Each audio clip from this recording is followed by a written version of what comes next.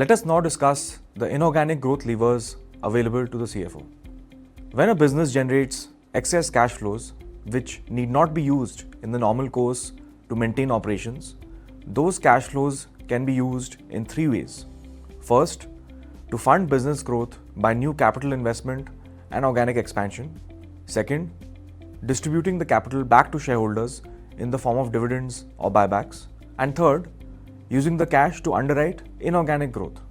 Inorganic growth refers to growth strategy that is achieved through mergers, acquisitions, partnerships, or strategic alliances, which can take the shape of sharing or distribution assets, licensing of intellectual property assets, for example, as opposed to organic growth, which can take the shape of sharing of distribution assets or licensing of intellectual property assets, for example, as opposed to organic growth, which is achieved by deploying internal accruals for capital expenditure, marketing, or other investment avenues that would ideally further help increase revenues and earnings. But prior to pushing for inorganic growth, the decision on whether the business as a going concern is adequately funded and capitalized is the foremost one to be made, which the executive team decide upon with the deep involvement of the company's chief financial officer. Assessing the capital needs of the business and provisioning enough funds to support existing operations gets first priority in capital allocation. Assuming this need has been conservatively accounted for, on some occasions, it could in fact be advisable for the company to return excess funds to the shareholders, and the board of directors would in fact grill the executive team as to why such capital should not be returned to the shareholder owners and ask them to make the case for why it is better for investment in the pursuit of inorganic growth. The CFO plays a vital role through this crucial capital allocation decision process. Thereafter, if the business elects to pursue inorganic growth, the CFO is deeply involved in evaluating, facilitating, and even lining up financing, if required, for inorganic business growth strategies via a number of approaches, where essentially the company trades the cash for assets that should be substantially additive to its existing growth prospects, that justify the risks being taken. These inorganic growth levers can take a number of forms. First, mergers and acquisition. The traditional mergers and acquisitions path entails identifying potential acquisition targets or merger partners within the same industry or in an adjacent area. Such M&A can be subjected to restrictions placed by regulators, which we shall discuss shortly. Every M&A target is evaluated closely by conducting a thorough due diligence to assess financial, operational, and strategic fit from the buyer's perspective, as well as what shape the industry could take on the consummation of the transaction. Merger success often hinges on realizing cost efficiencies and synergies by virtue of having economies of scale. The tactical tasks when pursuing traditional M&A include deal term negotiation with the target and arranging the right type of financing. In both areas, the CFO plays a key role. Second, strategic alliances and partnerships.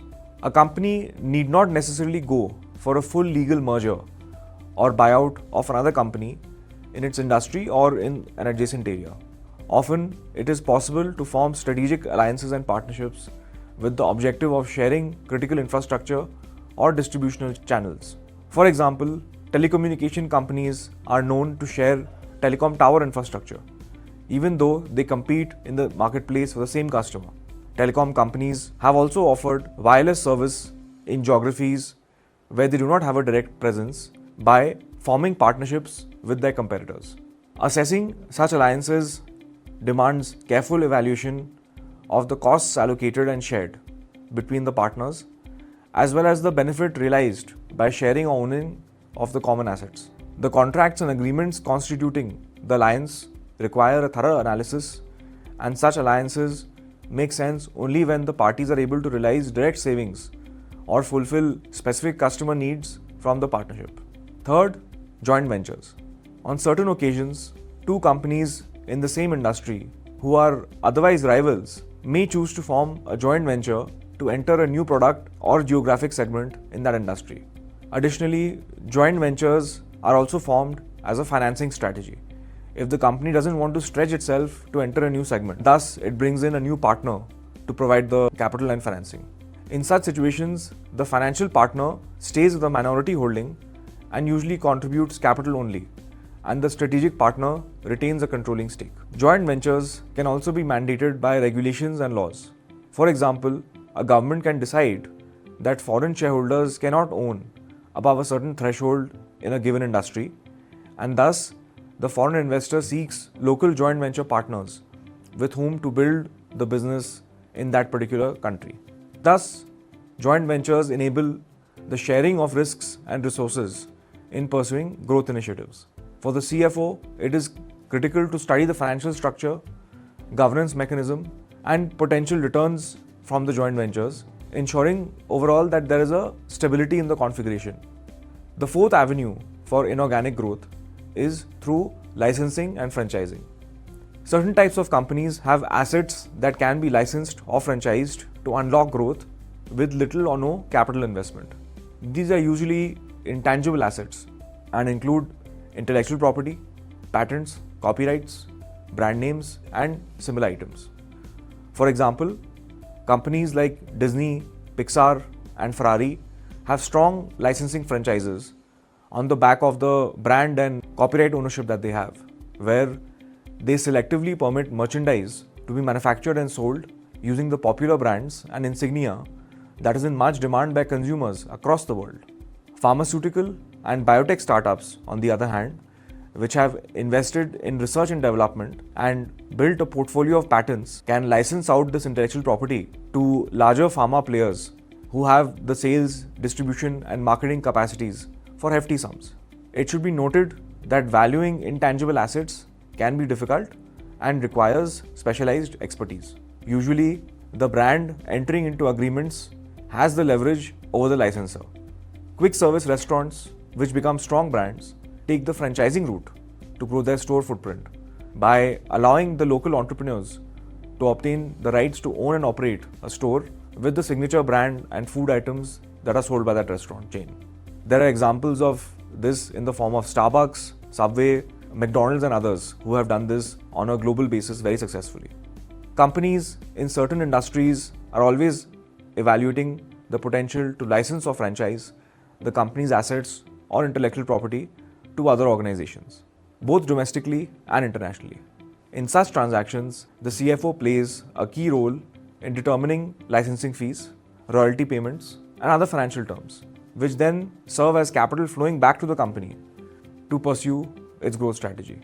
Designing the contracts and agreements effectively and institutionalizing it as a policy, especially in consumer industries where one can have a number of licensees and franchisees, is critical. The fifth avenue is geographic and international expansion. M&As and joint ventures and strategic alliances are not only executed in the same sector or adjacent area. Often, companies will use these tactics to enter at scale in a new geographical market or even a new country. Inorganic growth is usually preferred to organic growth when breaking into such markets because of the inherent challenges of building up a business in regions and territories that one may not fully understand, but where a company can purchase a leading market position by taking control of not just hard assets but also trained personnel and capable managerial talent. When such transactions take a cross-border or international form, the complexities get multiplied due to added financial, legal, and cultural differences. For companies that are looking to globalize by inorganic international expansion, an experienced CFO who has operated in multiple countries would be a must-have on the executive team.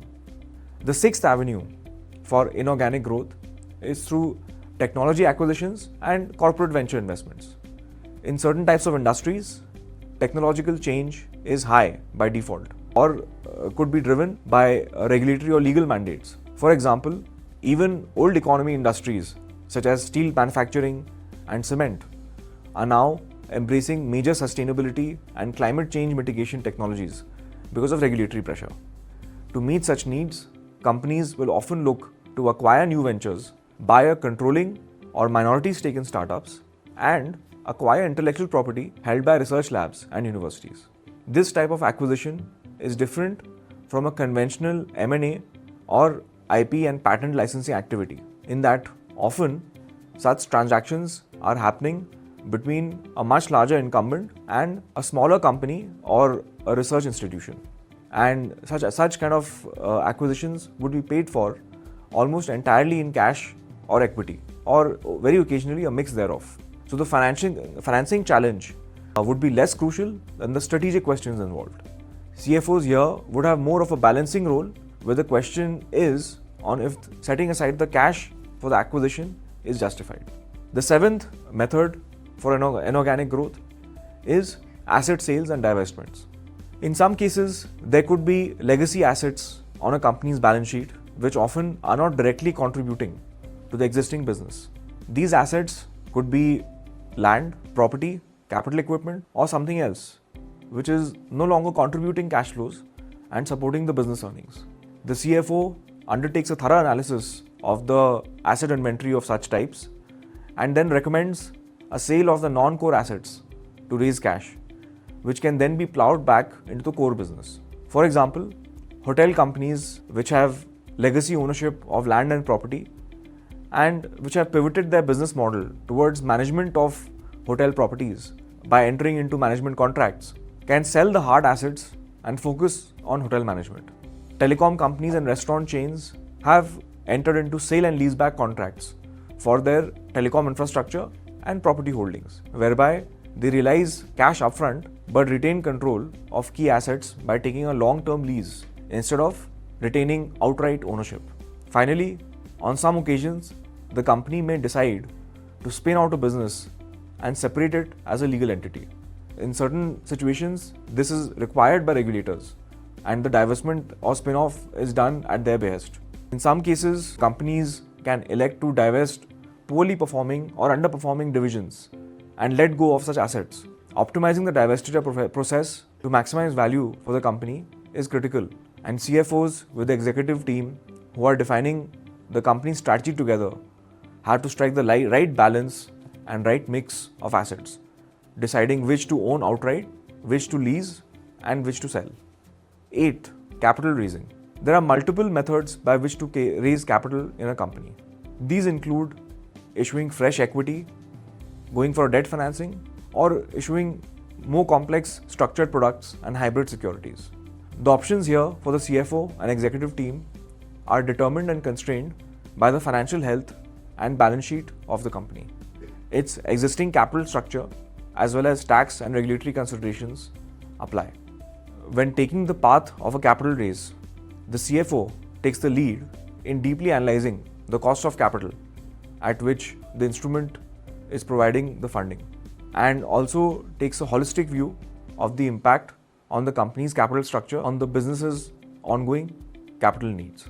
Alongside asset sales and divestments, capital raising is not an end in itself for inorganic growth, but a path to it, whereby the financing raised can then be deployed into different strategies and approaches, some of which we have discussed.